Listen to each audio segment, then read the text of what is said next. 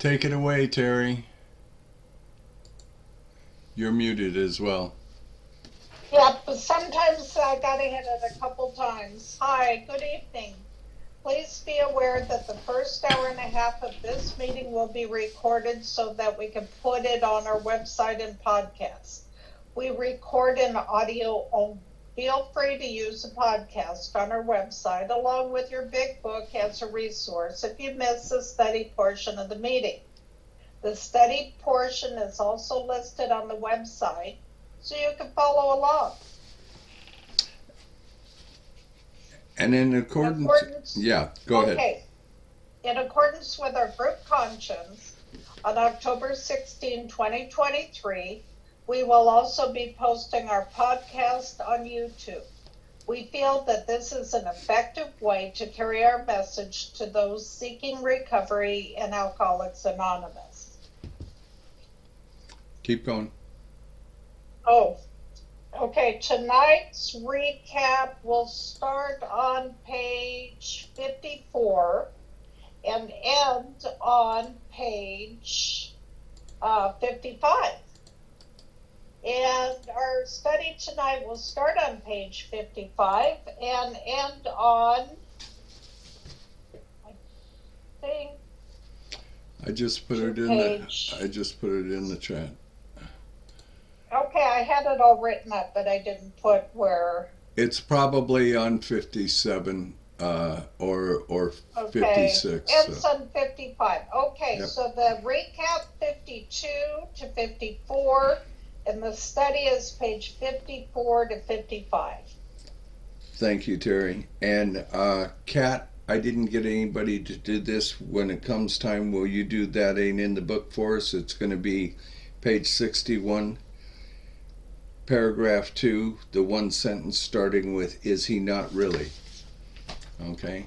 And good evening, family. My name is Jamie, very grateful recovered alcoholic. And welcome to the Lewisburg Primary Purpose Big Book Study Group. Don't really have any announcements this week, except for 4th of July at my house. If you all want to come, we're having Pickle Palooza number 4. So it always turns out to be a good time. Let's move on with that. Welcome to Lewisburg Primary Purpose Big Book Study Group to prepare for our Big Book study. Let's get focused by having a 3-minute moment of silent meditation, which really is a monk positive meeting, followed by our family's fog light prayer. I'm a recovered alcoholic. My name is Terry. Thanks for joining us tonight. We're going to start the meditation in a minute, so please take a moment to get situated. Please be aware of background noises when you are unmuted, and sharing is not to distract others or yourself. We suggest we all observe proper Zoom etiquette. If you wouldn't do it in a live meeting, please don't do it here. And just a friendly reminder that absence of profanity offends no one. Please keep yourself muted during someone else's share, and we will call on you in the order that hands are raised. Keep going, Terry. Okay, from the forward to the first edition of Alcoholics Anonymous, we of Alcoholics Anonymous are many thousands of men and women who have recovered from a seemingly hopeless state of mind and body. To show other alcoholics precisely how we have recovered is the main purpose of this book and of this group. For the meditation, some suggestions are: focus on your breath and posture, breathe in God, and breathe out self. It's time to reconnect with God, let the craziness of the day drift away, and ask God to help you focus on the study. And I always like to say, oh, when the monks come marching in, please enjoy your time with God, folks. Let me move this screen out of the way here. Enjoy your time with God. We'll see you in a couple of minutes.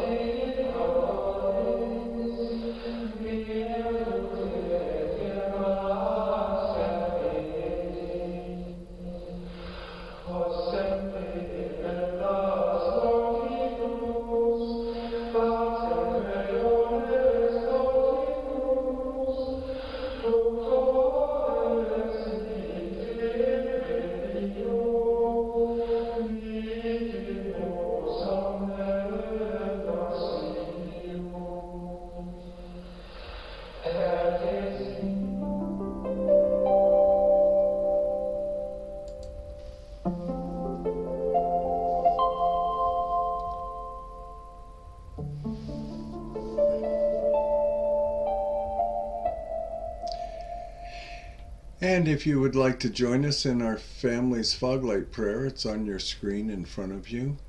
God, let your love shine through us like a foglight, so that those that are lost, sick, and dying can find your love through us. Amen. Okay, let's have our secretary report. Come on in, Pinky.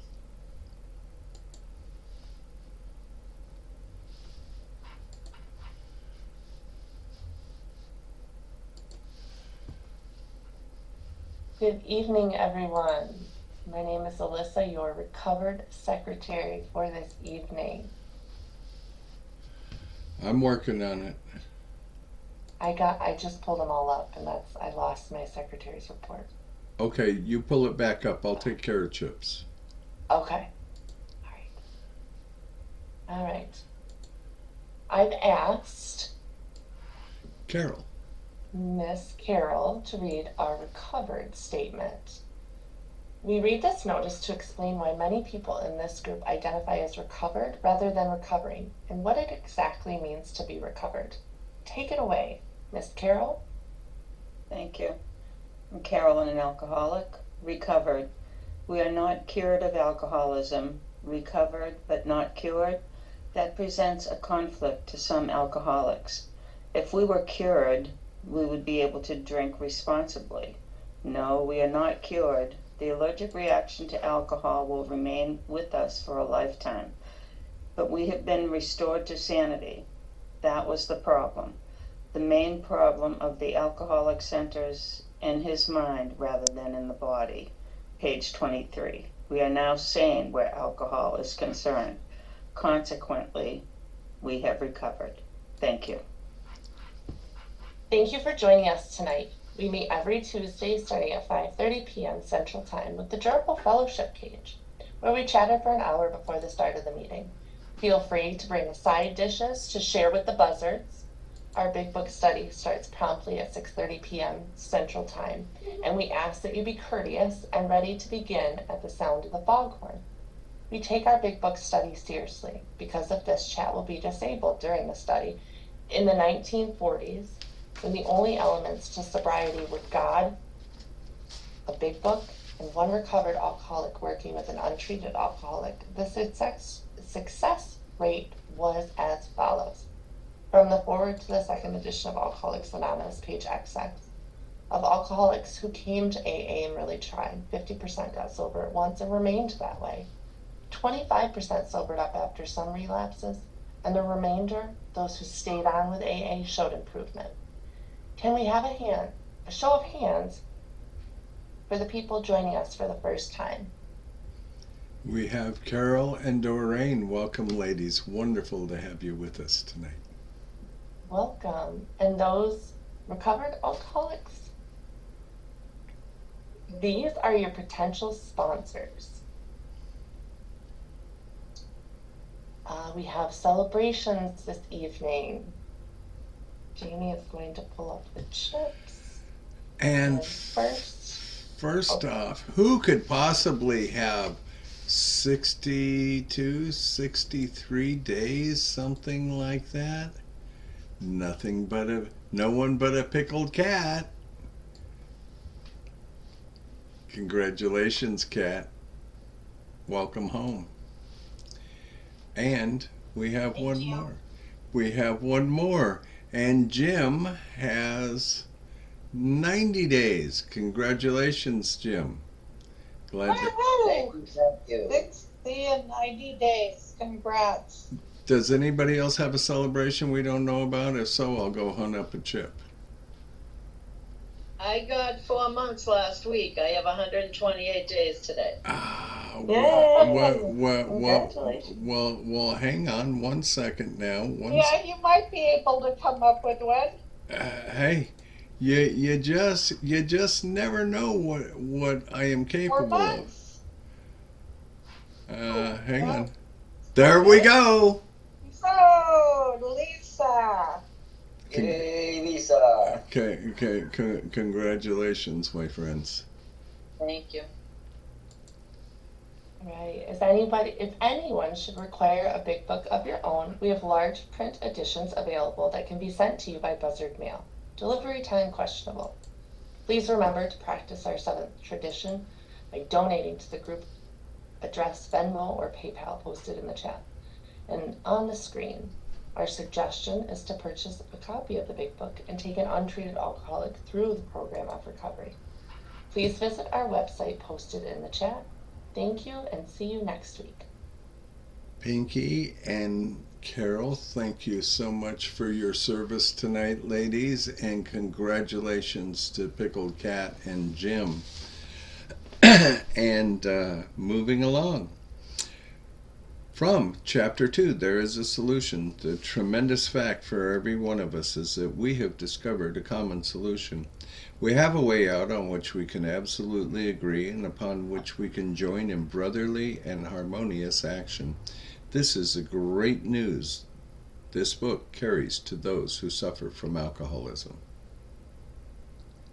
It's an open meeting, and as such, all who have an interest in alcoholism and our program of recovery are welcome. Because this is an open meeting, you need not identify yourself, nor your reason for being here if you do not wish to do so. Your anonymity will be protected. We ask that you protect ours. While this is an open meeting, membership in this group is limited to those who wish to recover from alcoholism and have a desire to stop drinking for good and all. Each member of Alcoholics Anonymous is a potential sponsor of a new member and should clearly recognize the obligations and duties of such a responsibility. Before we begin our study of the Big Book, last week we reviewed Tradition 10. Tonight, let's take a quick look at Tradition 11. Please refer to page 562 of the Big Book. Nick, take it away. Hi, I'm Nicole, your traditionalist. Hey, Nicole. Hi, I'm sorry, I am pulling it up. Okay, Tradition 11, short form. Our public relation policy is based on attraction rather than promotion. We need always maintain personal anonymity at the level of press, radio, and films. Long form, our relationships with general public should be characterized by personal anonymity. We think AA ought to avoid sensational advertising. Our names and pictures as AA members ought not to be broadcast filmed, or publicly printed.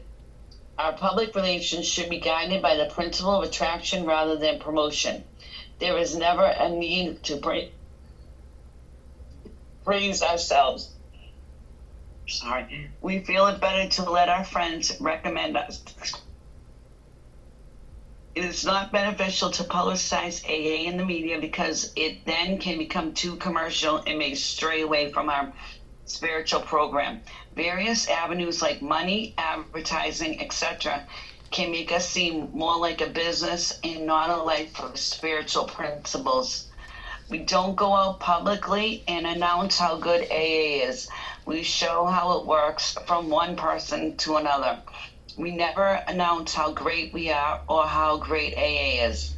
We let rabbis, ministers, doctors, judges, and other professional people recommend AA to others. Public figures who announce they are members, if they relapse, can give AA a bad name and make us look like we don't work. Their lives in the spotlight can bring in outside issues, which again strays away from our spiritual purpose. AA does have some public service announcements. These announcements do not promote AA. They let others know how to find us if they need help. Thank you, Carrie.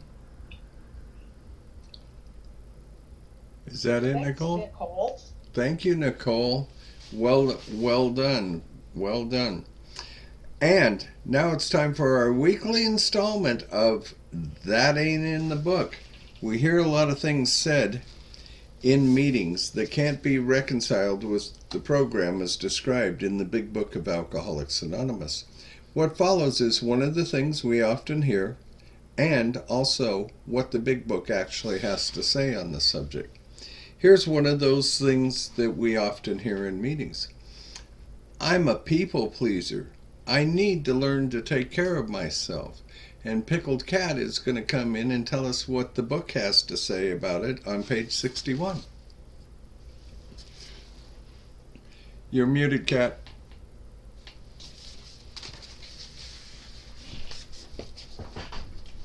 Book says, is he not really a self-seeker even when trying to be kind? Is he not a victim of the delusion that he can wrest satisfaction and happiness out of this world if he only manages well? Is it not evident to all the rest of the players that these are the things he wants? That's it. And you not, oh, okay. Thank you.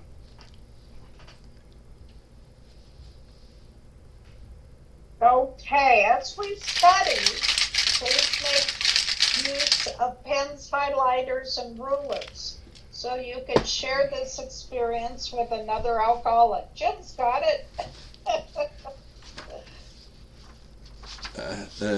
That's right. In order for us to stay focused as we study the Big Book, we use the Big Book Study Guide, prepared by Joe and Charlie and Krusty Cliff of the Dallas Primary Purpose Group. Okay, tonight we're going to start the recap. Oh, here we go again. On page 52. And followed by the study. Okay, tonight we're going to start the recap on page 52, which will be read tonight by Lisa. By Lisa, followed by the study portion read by Nancy. There you go. You got it. After the page is read, we will ask questions from the imaginary podium, starting back where Nancy begins with our study tonight. The questions will be one-sentence answers unless otherwise specified, and multi-part questions are simply one-sentence answers split up by commas, semicolons, hyphens, and other fun bits of punctuation. Basically, in English, what that means is that we are going to read the material once through and then dissect the information a second time through the question and answer format.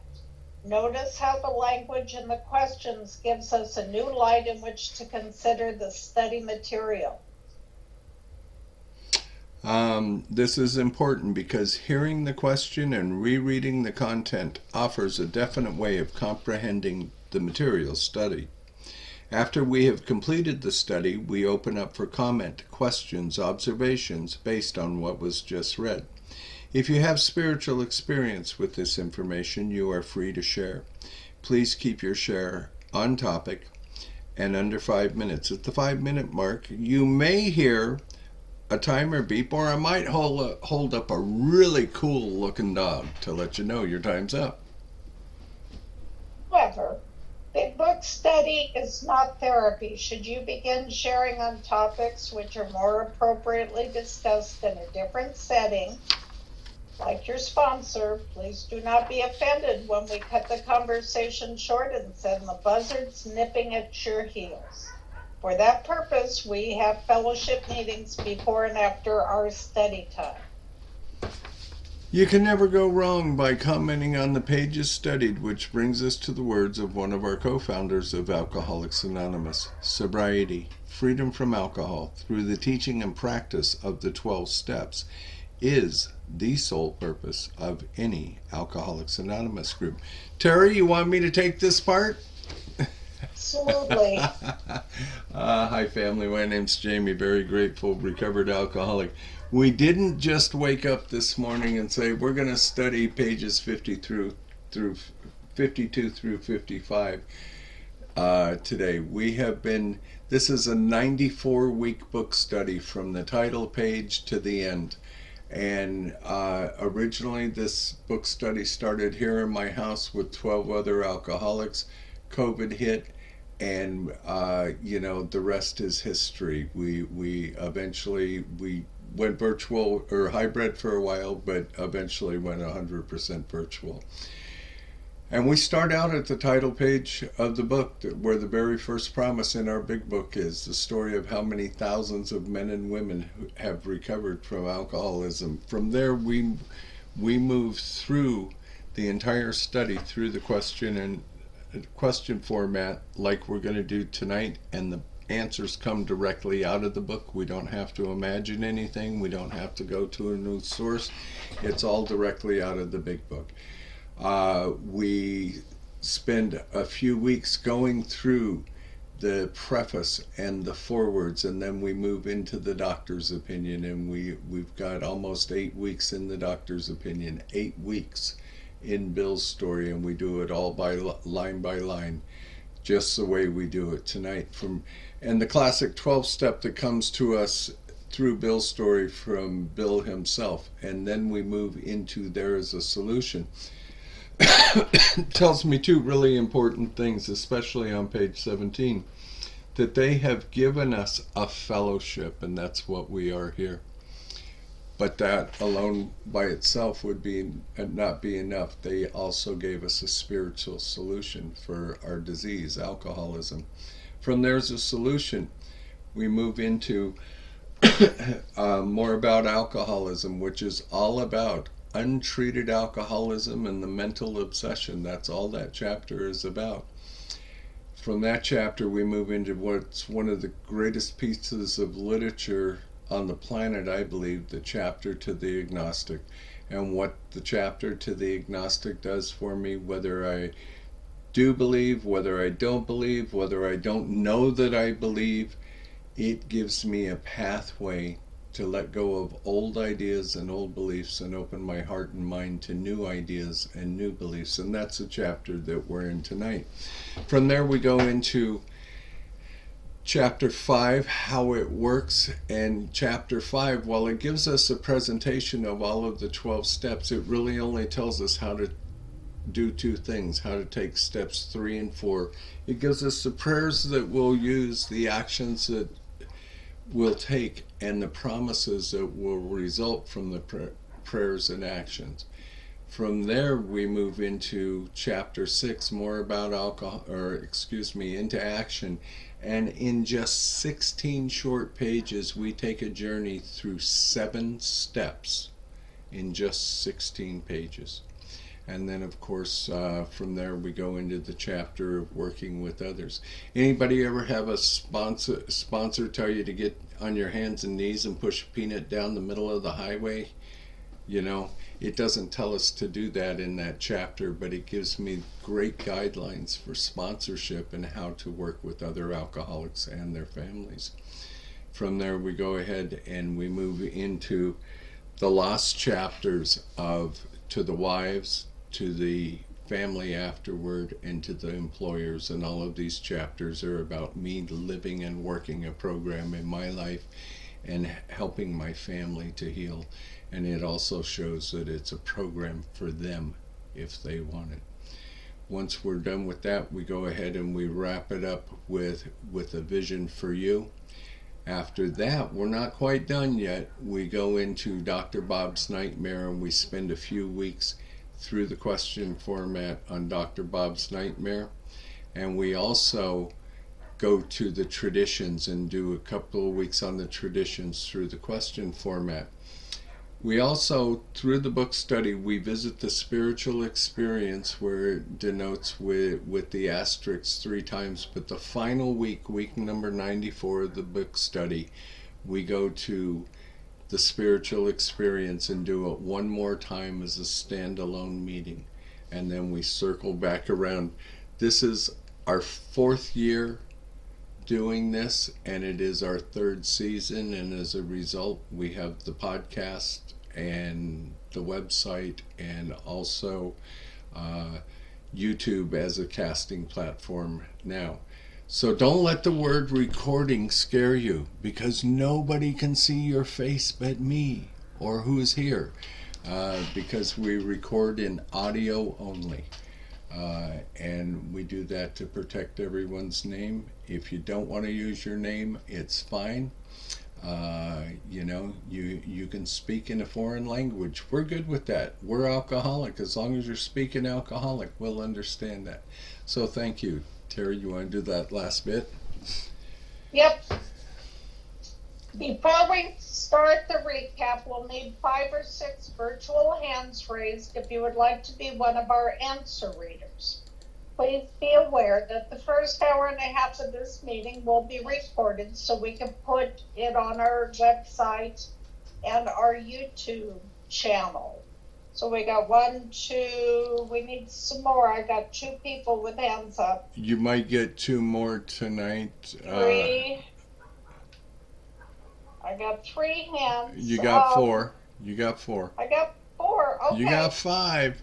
I got 5. Bingo! We can spell bingo now.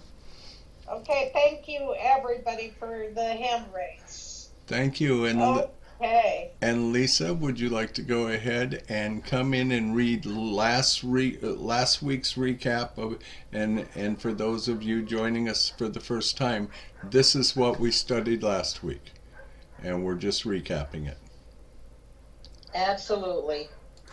Hi everybody, I'm Lisa. I'm an alcoholic.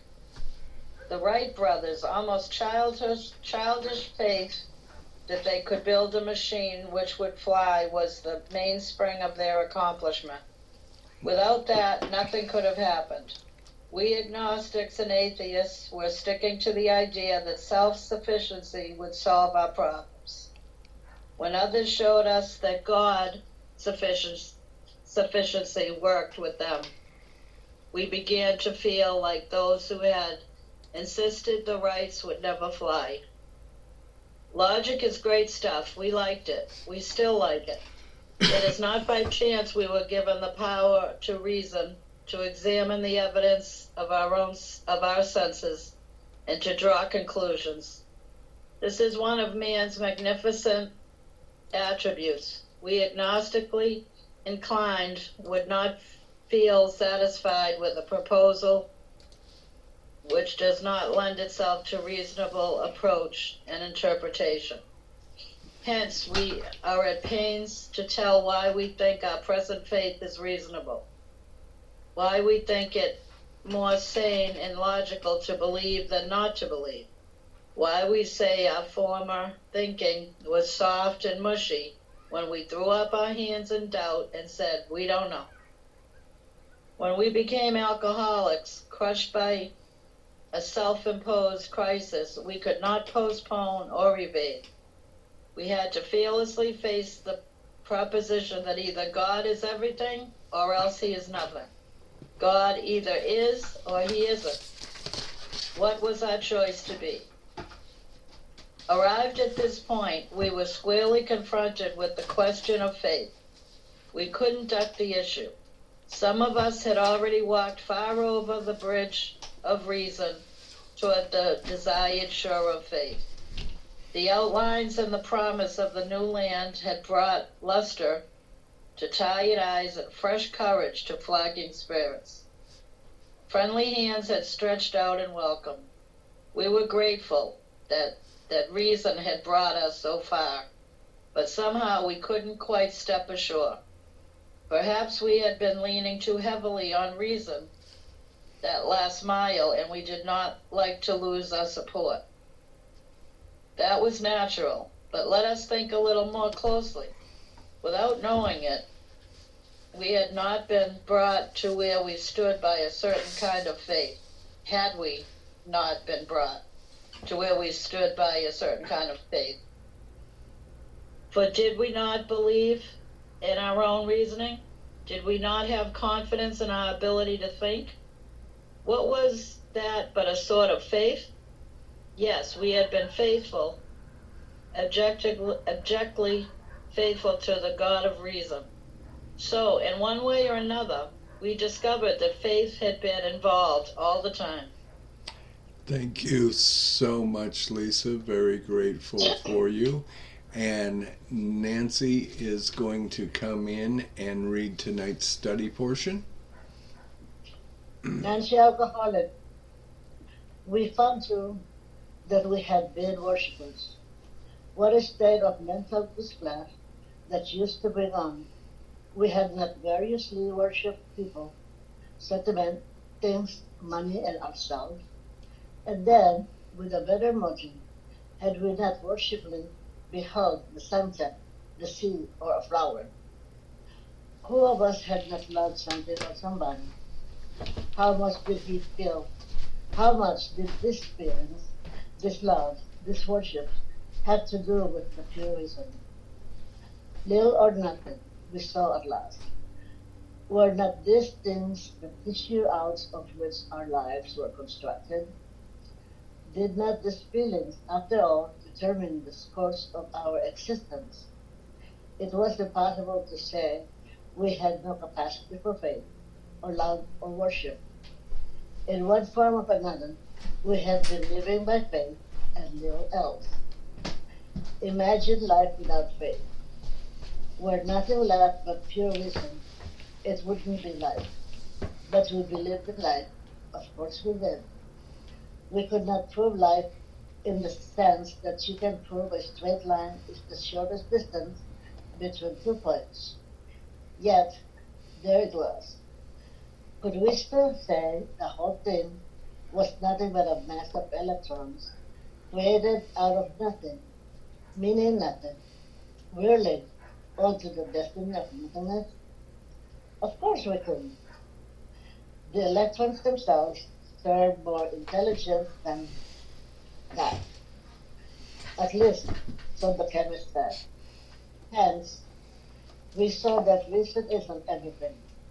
Neither is reason, as most of us use it, entirely dependable, though it emanates from its best mind.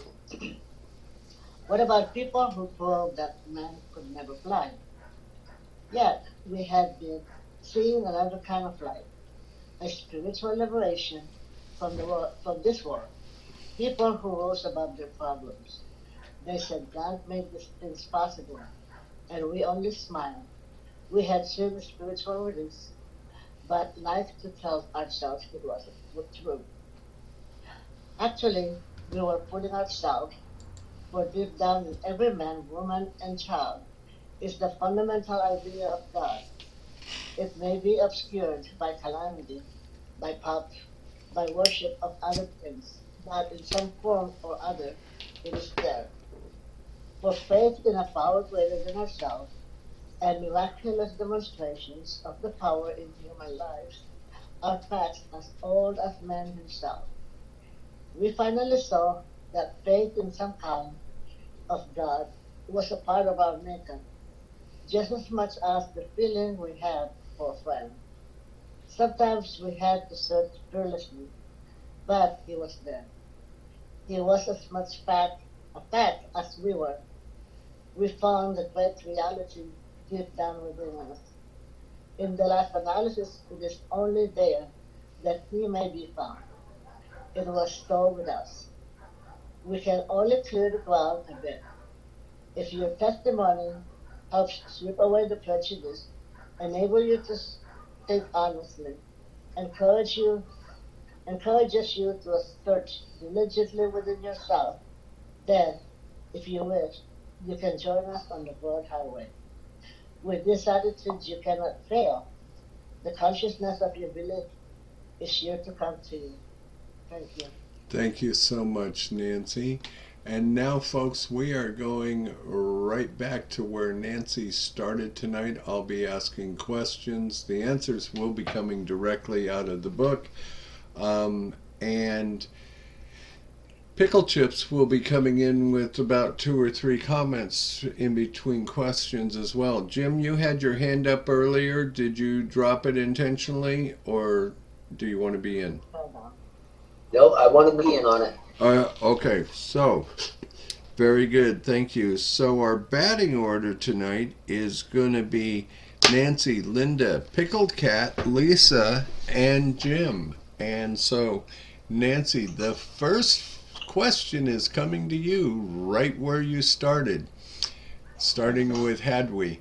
The question is, what had we worshipped? Oh, whoops, nope, I'm sorry. Let me back up. It starts with we found. What page? So page 54. And the question to you, Nancy, is what was the next thing we found? We found, too, that we had been worshippers. Thank you. And Miss Linda, coming to you, how did that affect us? And where is this at? What page 54, your line is what a state of mental? And what is your question again? The question is, how did that affect us? Your answer starts with what a state of mental goose flesh. Oh, what a state of mental goose flesh that used to bring us. Thank you. And moving on to Pickled Cat. What had we worshipped? Oh. Your Cat, you're muted.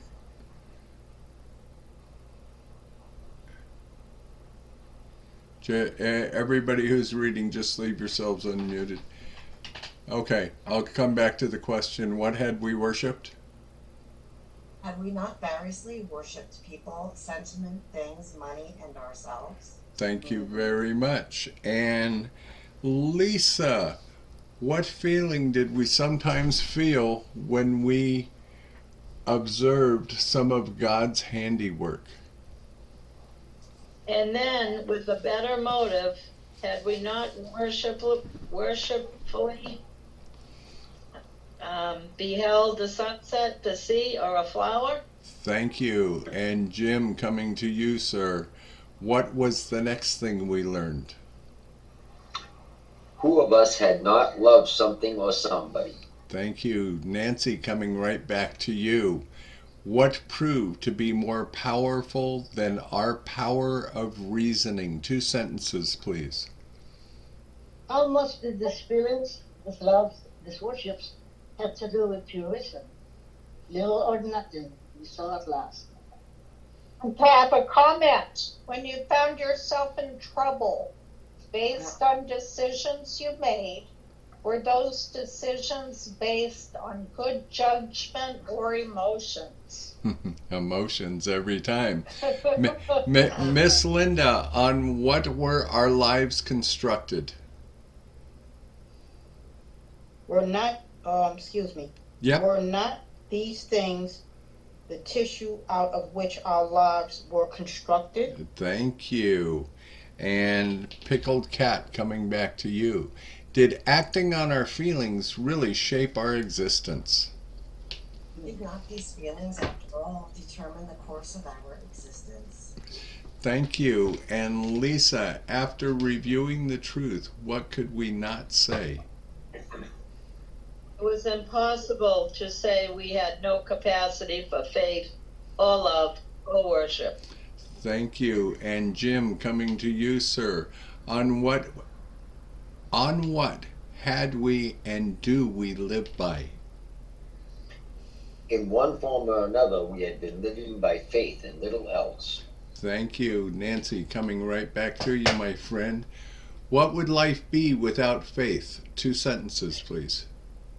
Imagine life without faith, where nothing left but pure reason, it wouldn't be life. Thank you. And Miss Linda, do we believe in life? I'm sorry, I lost track. It will be, but we believed in life. Hold on for a minute. And that's at the bottom? The last paragraph. Okay. Oh, no, not all the way down. Middle. Do you see it? Is it the electrons or is it hence? Nope, it says, but we believed in life. Of course we did. Of course we did. Okay, that works. No, I'm lost. I'm sorry. Go ahead to the next because I'm lost. Okay, we're still on page 54, by the way, just so everybody knows. Pickled Cat, can we prove life is purely can we prove life is a purely scientific manner? We could not prove life in the sense that you could prove a straight line is the shortest distance between 2 points, yet there it was. Thank you. And Lisa, can we say the details of our universe mean nothing? Read the rest of the paragraph, please. Could we still say the whole thing was nothing but a mass of electrons created out of nothing, meaning nothing, whirling on to a destiny of nothingness? Of course we could. The electrons themselves seemed more intelligent than that. At least so the chemist said. Thank you. And Jim, so is our reasoning the last word? Hence, we saw that reason isn't everything. Thank you. Nancy, coming to you. How dependable is reasoning the way we use it?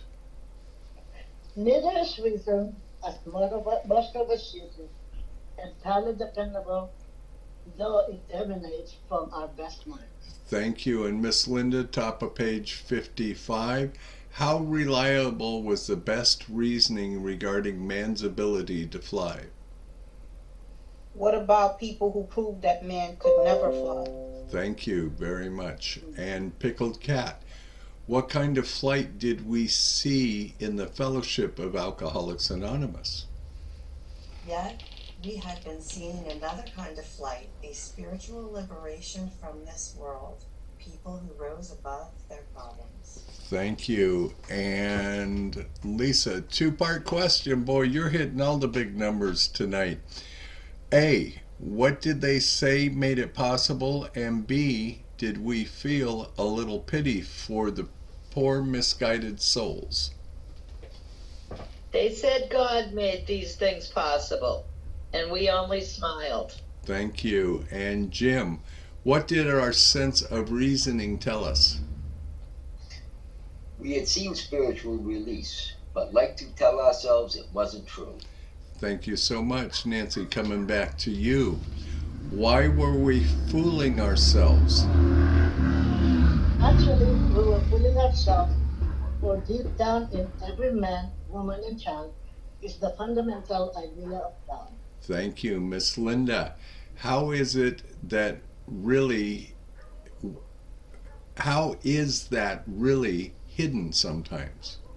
It may be obscured by calamity, by pomp, by worship of other things, but in some form or other, it is there. Thank you. And Pickled Cat, what are Oh, stop. what are the real facts?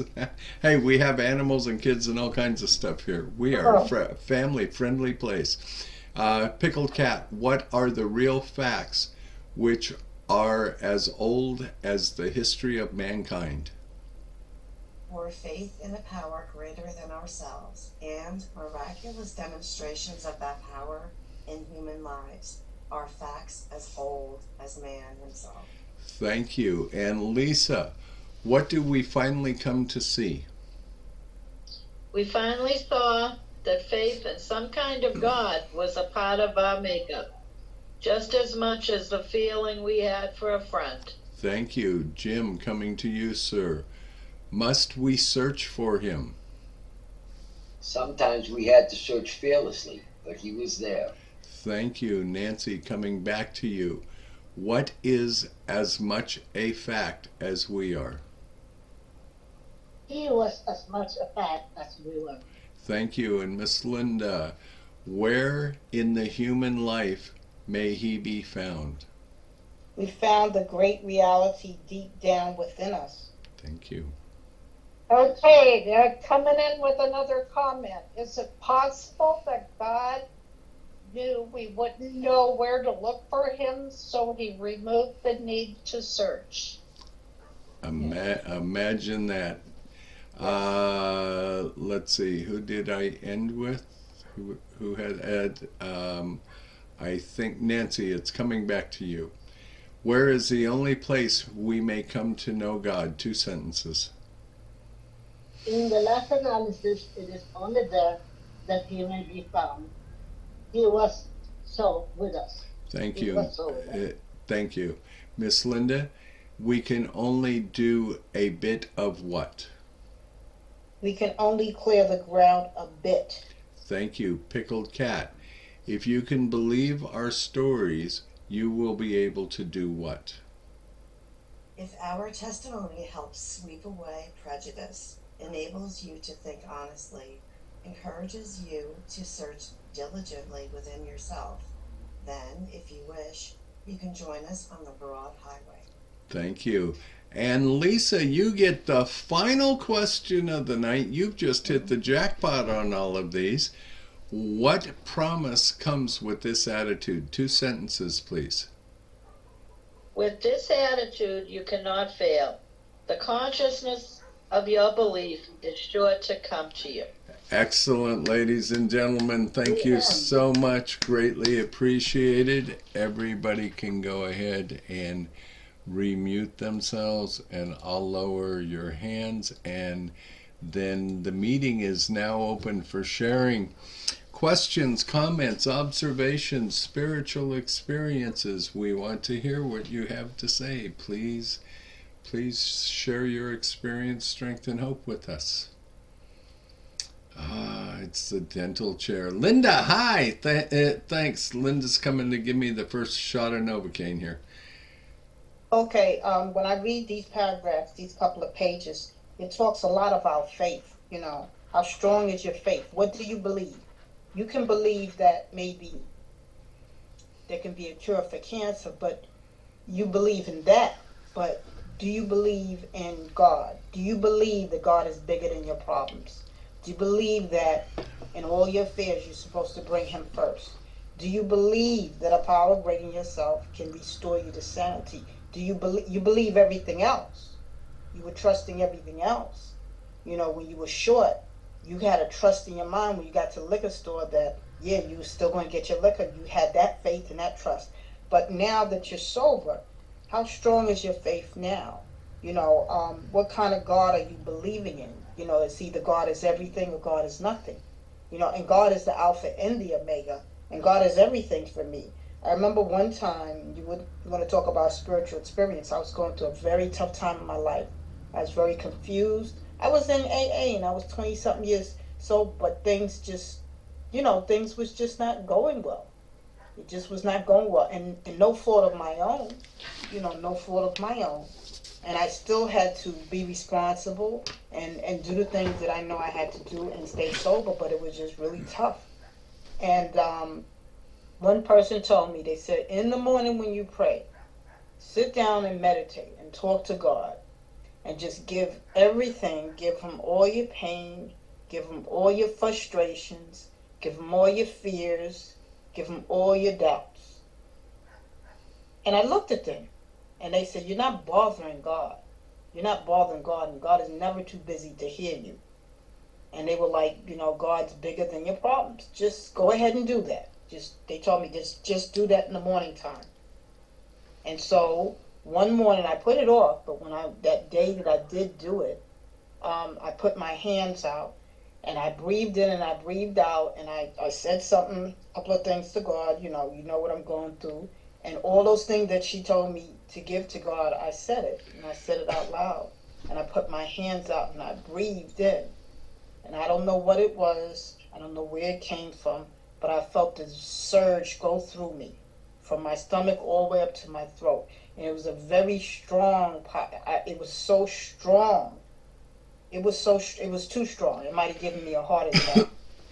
And I just stopped, but at that point when I was feeling that, I actually allowed myself to open up and be totally vulnerable. I was not thinking about this, I was not thinking about that. It was just a conversation between me and God. And boy, that feeling that just overcame me, and the rest of my day was well. And all I know is that when I let go and I gave it to God, a lot of things started to change. My thinking started to change, so therefore the situations were changing. And I also was doing a lot of acceptance and understanding this is life. We're going to have situations in life, but it's you and how you're going to respond to them. Are you going to take God in there and you're going to let God fight your battles, or you're going to try to be self-sufficient, do it all yourself? You're going to try to analyze everything. You're going to try to act so intelligent. I have all these degrees because I went to school and I have degrees. Now I have these degrees and I'm so independent and I'm this and that. And, and even my kids went to school and they have degrees. All this BS. Are you going to just get vulnerable? Are you going to put all your defenses down? And are you going to put those prejudices aside, those misconceptions you have about God? And are you going to let God in? How much faith do you have? And I had foxhole prayers. That's the kind of faith I had. I had a very selfish faith. And I thought God was a genie, And I like what it says, that we get better relations with God and we understand God differently. And then we start praying differently and we start thinking differently. And, you get that mental and that spiritual, transformation. So I just wanted to share that because I just heard a lot about faith in God and just faith. Just a lot about faith. And that's just that's just my concept. That's my view. So let's hear somebody else's view on it. Thank you so much, my friend. What a wonderful share, and grateful to have you with us. And we are missing the rest of the New York contingent tonight. I don't know why, but I'll reach out to them. Who is next? Because y'all know I hate calling on people, but I'm not afraid to.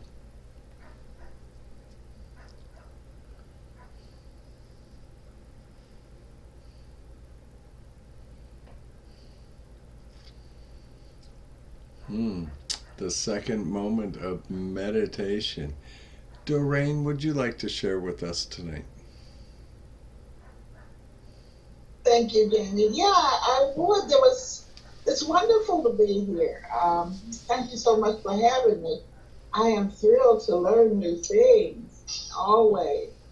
And I was talking to someone about God's miracles and what He has done, and also what I've learned by having the wonderful, wonderful media that man has created for us to be able to share our meetings and our strength and our hope with each other here in California, and I'm in Boston, and I'm able to come to this meeting.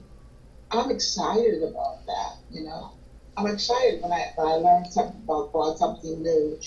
And I'm not new to Alcoholics Anonymous, but I am still teachable.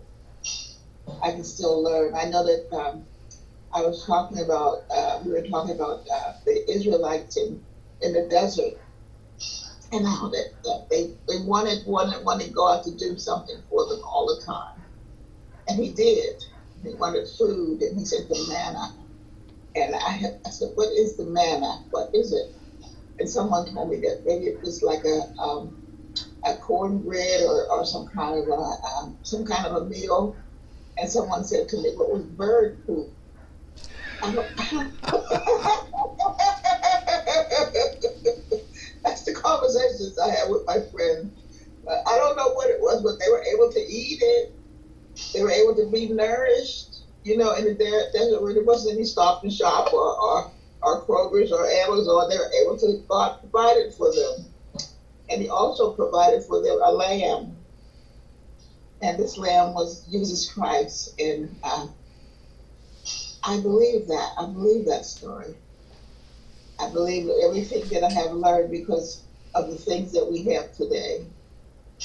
We have each other. We have the power to learn, the power to reject things that do not work for us. And I'm still learning. I know God is alive and well, and He's kept me alive. And I know that the program of the Alcoholics Club has helped me to stand fast and to realize whatever happens, I'm not alone. Whatever happens. And I don't know, I'm kind of like afraid, go in and out of fear now because I don't know what's going to happen. I can't breathe without the oxygen tank. And it's just today. I've learned from beautiful people who have bigger problems than me that it's just today. I have all that I need for today. And I know that God made sure that I did, I worked very hard, but God made it possible for me to get the things that I need. I am learning here this evening, and I'm so happy that I came. I'm so happy that you're there and to teach me, a person that I'm a little one from no place, but I was able to stay sober for a long, long time. I was able to take care of myself for a long, long time.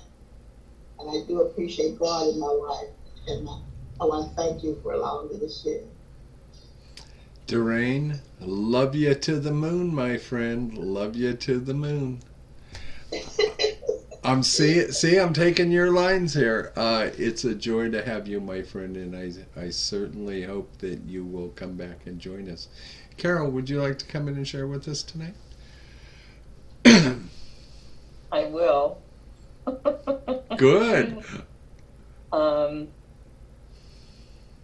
I don't usually do 1.5-hour meetings because I get very fidgety, and I've been doing really good tonight. And so I'm just going to share, recently I lost something that was very precious to me, and I asked people to pray, St. Anthony, St. Jude. I got all kinds of things, ways to find this thing that I had lost. And one person said, pray, talk to your mother. And my mother's been dead for over 20 years. I said, yeah. So I did. And what a sense of peace that came over me. And through many years, I've learned my higher power might be different than somebody else's, but I know I do have a higher power, and I know I'm not it. And so I just gave up looking for this thing. And my husband and I had both looked in this one location, and it wasn't there. And yesterday I went, and there was the lost item that was found on that location. So I reflected on that, and I'm thinking, I prayed to St. Anthony, I prayed to St. Jude, I had other people praying, but I didn't talk to God. Why was that? Why was that? So I have to really think about that and really reflect on that. So that's what I'm sharing tonight. Thank you. Thank you. Good to have you with us, my friend, and I hope you'll come back. Hey, we're the easiest hour and a half around, and less stress than watching the news. That's for sure. Uh, Lisa, hi, my friend. Come on in. Hello, everyone. Okay, I'm going to give this a shot. You know, when I was doing my reading, something just hit me. Usually, if I'm reading, I really don't. If I'm reading out loud, I don't get it. But this hit me, and you know, the self-imposed crisis. Oh boy, I was the self-imposed crisis, and also down further. But somehow I just couldn't step ashore. You know, perhaps I'd been leaning too heavily on reason that last mile, and that last mile lasted many years, and I didn't want to lose my support. And but it was nice. The next few words, that was natural. You know, but let us think a little more closely. And you know, I was looking back, like I was comparing myself to myself, and you know, the past few weeks when I share, I never would have done this. I'd be shaking. I know I probably don't make too much sense now, but even, you know, I never would have even attempted this. It scared me. And I think it was just the not being able to see something or touch it to believe it. And but I'll tell you that the past few months, and since I've been really looking at the big book and reading and applying it to myself, and you know, finding that peace, that's God. You know, my God wants me to be happy. He don't want me to be angry, you know, fearful, terrified. You know, he wants me to do good things. You know, wants me to be happy. Wants me to, you know, treat other people nicely. You know, talk to other people nicely. You know, I started. I need to get out of my own way and look at why sometimes the self-seeking and the you know, learning what is self-seeking too, my habits, my behaviors, and why I do those things, you know. And I just love learning all this and learning about myself and why I do the things I do. I started church about a month ago, and I really, really enjoy it. I feel really good when I leave there. I actually got a Bible last week. I'm going to be getting I'm waiting for the pastor to send me like a study guide. He said he knew a few good ones, so he's going to send me some information on that, because it's very hard to understand, but like the way he explains it in the service, you know, I get it, you know, but reading it on my own, I think I'd have a hard time. But I do my prayers every morning and ask God to come in and come into my day.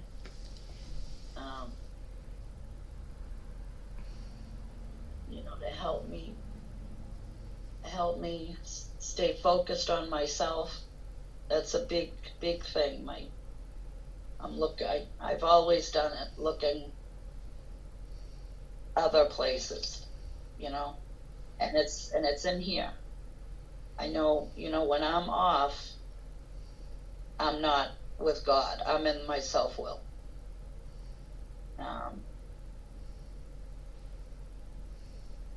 But the peace I've been finding, and I just, I try not to look ahead. I try to stay in today, but I gotta tell you, if I feel like this now, only after a few months, I'm excited what's coming, and also, when my brother passed, it really shook me up, and I wouldn't have gotten through it without being crazy, without the things I'm learning here, and church, and God. God puts things in my path, in my thoughts, but I have to ask him, and I religiously pray every morning. I want to. It's not like in the beginning where I felt like I had to. I want to. I want to bring him into my day, and thank him at night and throughout the day also. So that's it for me. Thanks. Thank you, Lisa. And I just sent you an app that I use that has taught me more about the Bible than anything. So I just texted it to you. Pickle Chips, my partner in the Big Book study, come on in. Thank you for your service tonight, my friend. You have done a magnificent job. Oh, thank you so much. It's my pleasure. I'm Terry Pickle Chips, the queen of self-imposed crisis, Lisa. I'm the queen. And the queen wants to congratulate all our chip takers tonight. We had 3 of them. That's fabulous. Makes me so happy. So I talk about self-imposed crisis because Saturday I had the day from hell. Just about everything and everybody in my life was effed up. Everything. So while I was sitting in an hour and 20-minute traffic backup, stewing on all this stuff, I called a friend of mine and she reminded me, kind of what Linda said too, that when you're going through really tough times, it's God's way of growing you and teaching you things so you can help somebody else down the line. And I said to her, I sure wish God would show himself to me because I really don't feel God at all right now.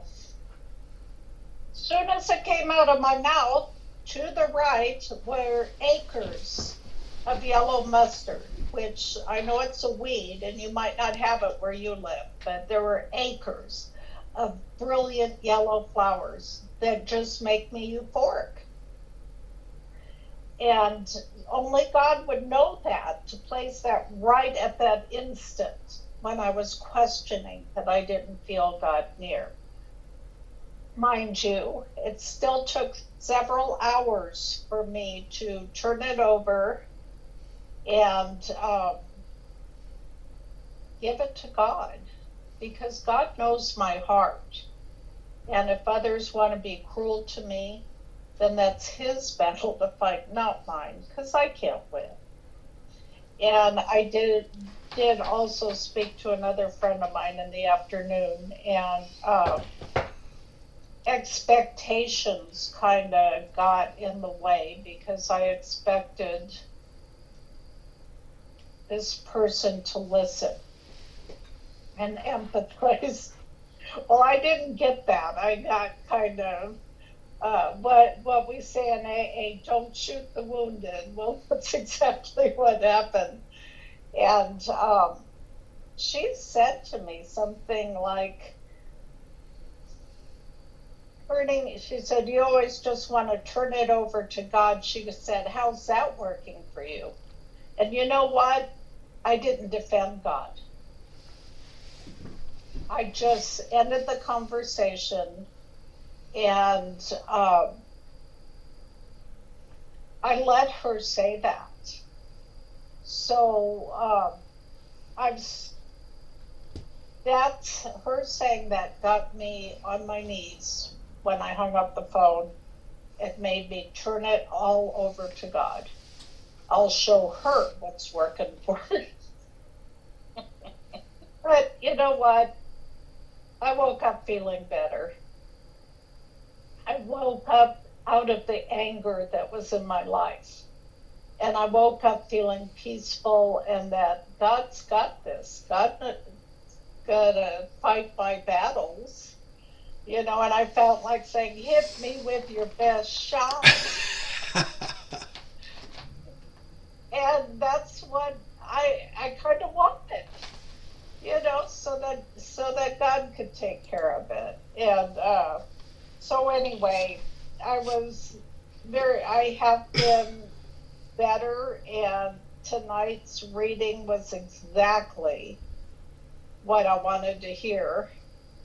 Everything about it just hit me to the core, and I'm so glad that I got to participate in there, because it really keeps me focused. Because when it comes my turn to read the comment, I have to stay focused and stay on where we are, and I really needed that. That's how God works in my life. So I'm grateful to all of you that are here, and I love you all. Thanks. Thanks, Terry. Yeah, this book study does make you have to pay attention, doesn't it? Hi, family. My name is Jamie, very grateful, recovered alcoholic, and I'm going to jump in here for a minute. You know, on September 3rd, 1990, when I was laying absolutely paralyzed and I knew alcohol had whipped me and I couldn't do it anymore by myself anymore, that was step one in the rawest, most emotional, pure form. And in that very moment, even though I had been raised in faith, a proclaimed atheist, definitely hard-nosed agnostic, I believed that there was something that could help me. And in that moment, I called on that something. And I always say that words matter. Words absolutely matter. Now, some of you might be familiar with a certain prayer that many of us alcoholics use. God, if you get me through this, I'll never do it again. But I changed the words. I changed the words to God, I'll do anything. Getting sober was not my plan. Dying was my plan. That was my solution. So, and I didn't really realize that that was my 1, 2, and 3 until the last 2 or 3 years of being on Zoom and sharing about it so much. But when I got to the program, when I got to the fellowship, and you guys showed me the big book and sponsorship, who's sleeping in his chair right now, showed me and helped me walk this path. What I learned was I learned so much more. And it's one of the reasons that I say this chapter, the chapter to the agnostic, is one of the most priceless works of literature on this planet. For me, it's better than Shakespeare or any of the classic writers, because this chapter gives me a pathway to letting go of old religious ideas that I was raised with as a child, to ideas that I had turned my back on and said there is no God, to the belief that there's not a God that cares about me. And it gave me the pathway to developing a relationship with what is not the God of my understanding, but the God of my experience today. And every time I read this chapter, and I am one of those true believers, as a couple of people have mentioned by name, this chapter still offers me something more every time that I read it, and practicing what is in this chapter. So at the top of 54 it said, we found too that we had been worshipers. What a state of mental goose flesh that used to bring on, and I not only get the mental goose flesh today, I get the physical goose flesh as well. And I can tell you, for me, I like to refer that as being moved by the Spirit, and that is a huge thing in my life. But as it says here in so much of this stuff, hey, I worshipped money and I worshipped things and other people and self and all of those things. Here's the bottom line, folks. It never served me. It didn't serve me well at all. So I'm going to bring that into today, because even though this is focused on step 2, as a result of having this pathway, today I can, with a grateful heart, practice and live step 11 in my life every day. And some of us here go to an 11th step meeting every morning, so I should have a reasonable idea of how it works in my life. And so I'm going to tie the two of them together. What I have learned is I have learned to trust God with everything. I have learned to take everything to God instead of self-reliance, because even in sobriety, self-reliance failed me. Now it talks here about reason and how we like reason. I'm a reasonable man. But as most of you know, in my life I was going to sell my house because of a neighbor and so on and so forth. Today I took this house off the market. I went and looked at another house yesterday. And it was nice and it's got potential and everything. And on the way home I heard my deceased wife's voice in my head. Jamie, don't make foolish decisions. That's God talking to me through the voice of my wife.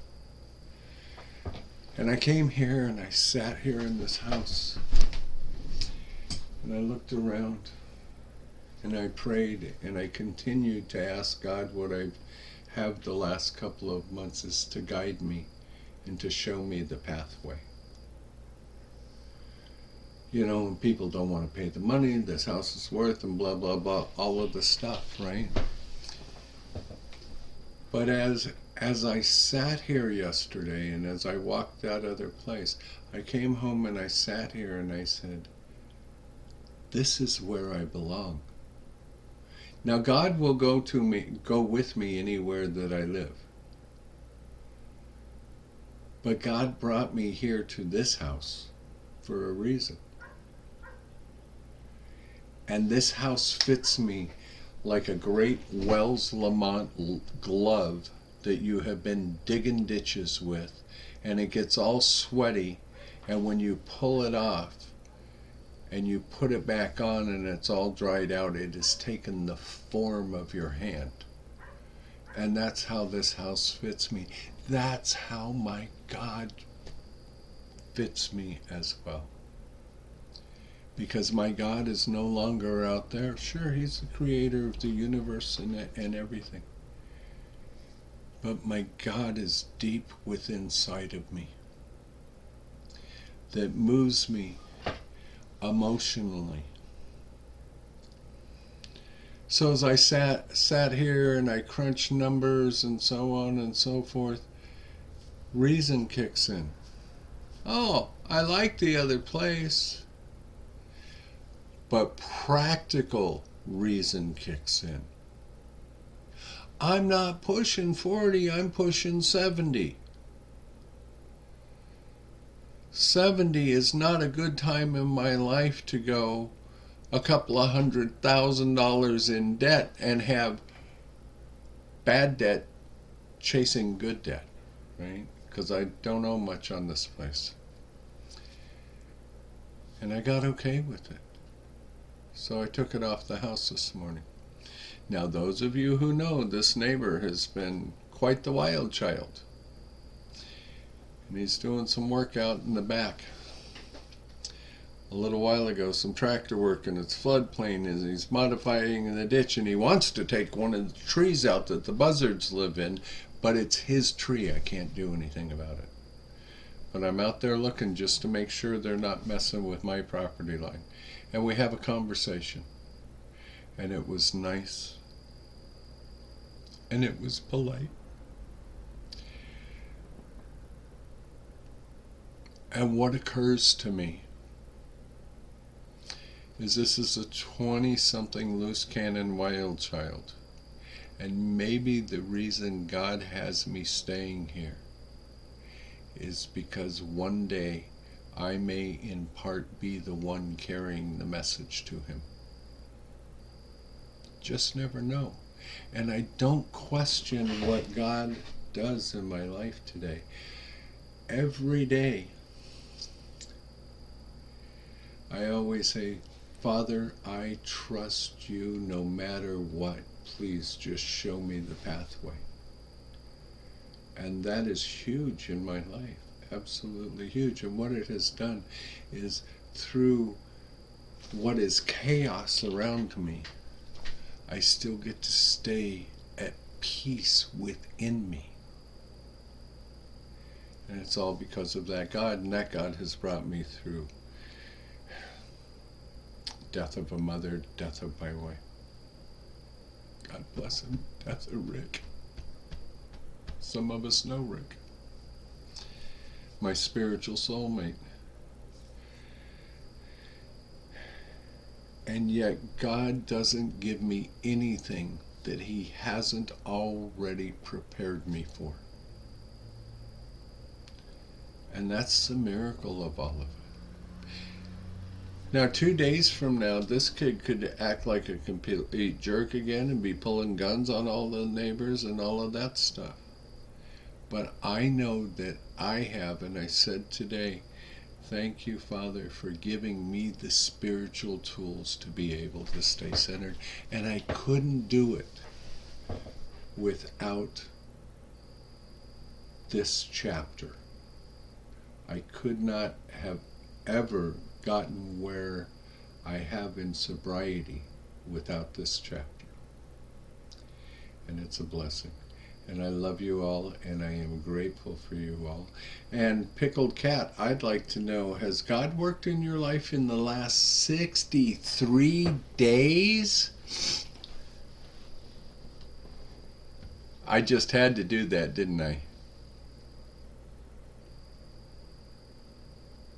You're still muted. I know Trish has long arms. It's a long reach for the mouse. I am Kat, and I'm an alcoholic. And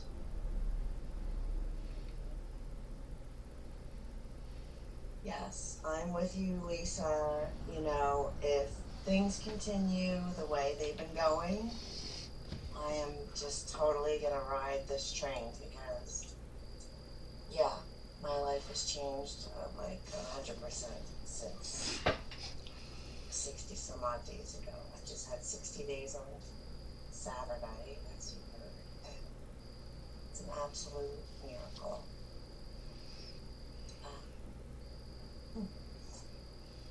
It really is. You know, I was suicidal. I wanted to die. I was like done. Okay, God, this is it. You know, you got to show me something because we're done. I'm done. And I was. And I, you know, in my desperation, called out for help, and he has absolutely been hitting me with lightning bolts on and off for these last 60 some days. Lightning bolts. You know,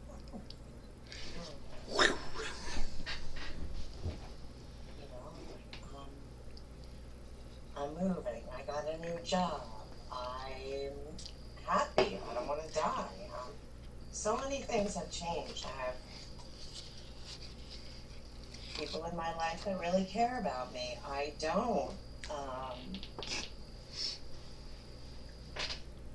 do that self-imposed crisis thing all the time. You know, I could not postpone it or evade it. Absolutely not, because I did it over and over again for decades because this little person here is insane. And I just kept thinking I could do the same thing over and over and over again and expect different results. And, you know, the only thing I got doing things my way was wanting to check out. And, you know, thank God I didn't do that. And, you know, believe me, I've tried. It's just really unbelievable to me that I am where I am today. But I'll take it. Because I told God, I told him, I'm done. Either you're going to help me out and save me or you're not, because I'm not waiting anymore. Where are my people? Where is my tribe? Because they are not here in this concrete jungle of Baltimore City. Definitely not. And I found them, and I am so grateful that I could cry. So, I don't even know. And I'm just rambling now, so 8:58. Thank you for listening. Thank you everyone for sharing. That was a wonderful meeting. Thank you so much. Thank you, Kat, and thank you for your service. Before we close out, I want to hear from the 91-dayer.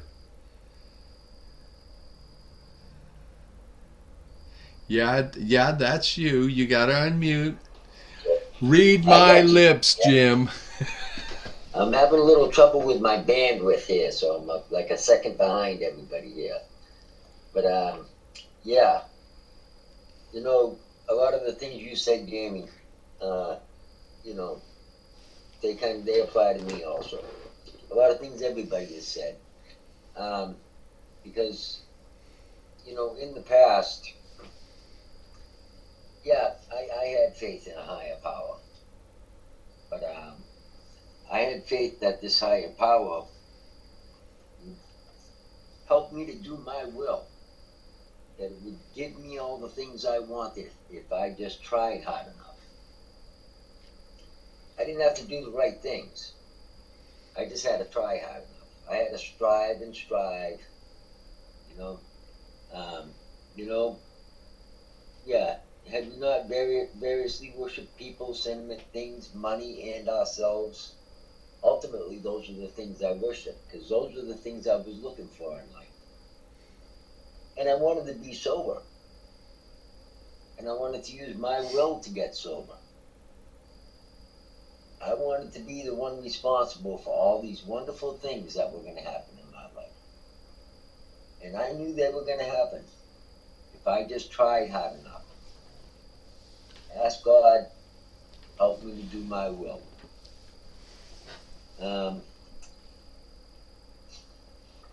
What happened to me was I never got anything I wanted.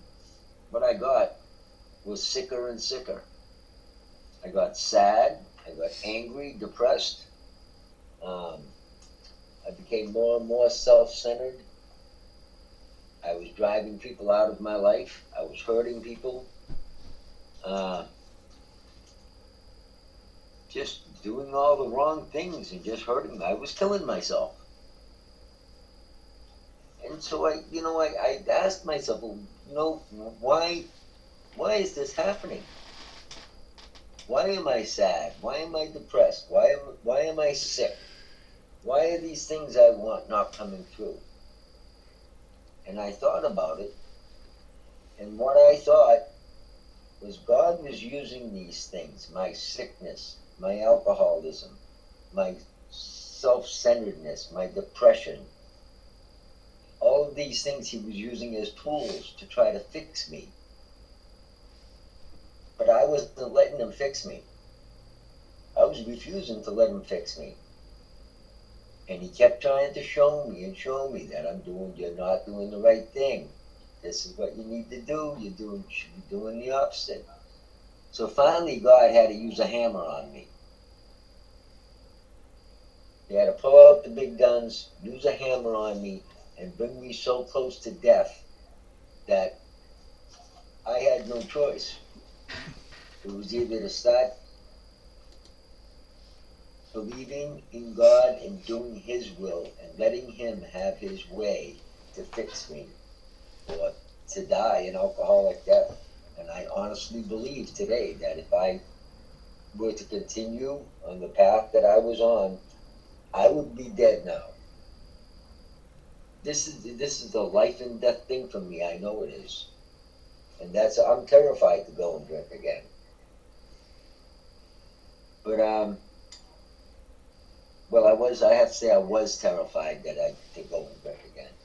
Because I'm not afraid anymore, because I finally surrendered. I really surrendered to God. And when I did that, when I started praying for His will to be done and letting that happen in my life, it started happening. And it's happening in my life every day. In these 3 short months, my outlook in my life has changed. And right now it doesn't always show on the outside. God's still, He's still molding me. He's still sculpting a great masterpiece. At least I like to think so anyway.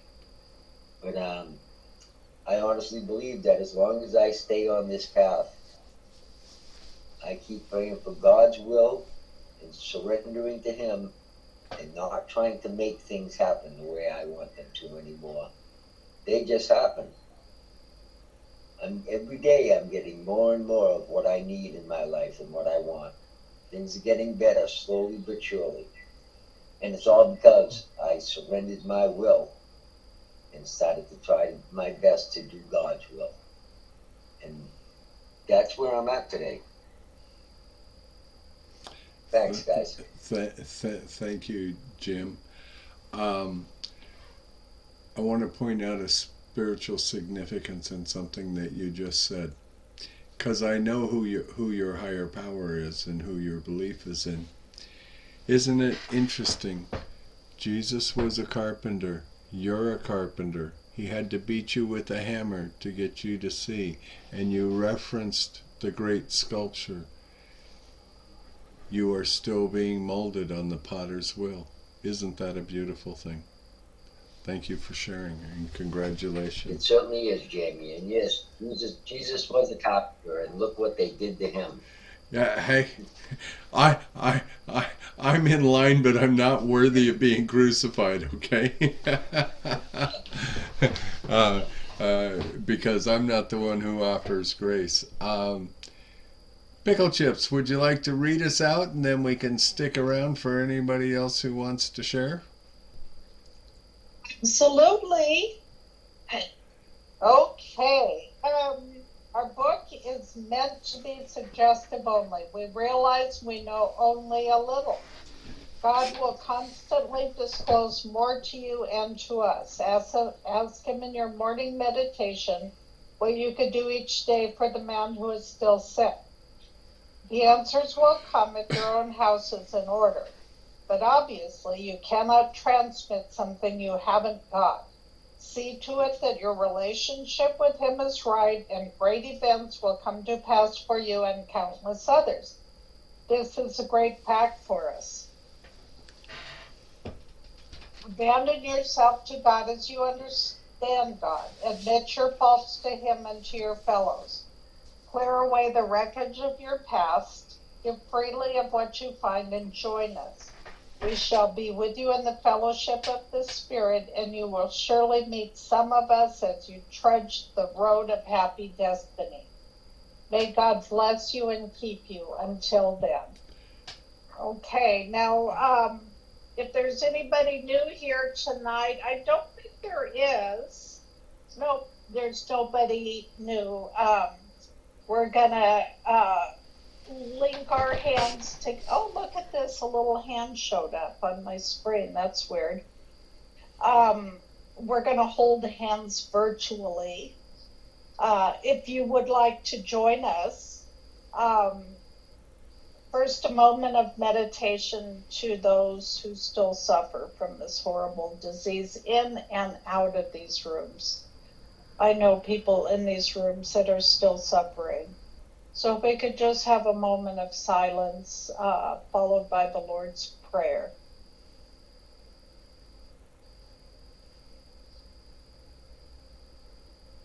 Thank you. Our Father, who art in heaven, hallowed be thy name. Thy kingdom come, thy will be done, on earth as it is in heaven. Give us this day our daily bread, and forgive us our trespasses, as we forgive those who trespass against us. And lead us not into temptation, but deliver us from evil.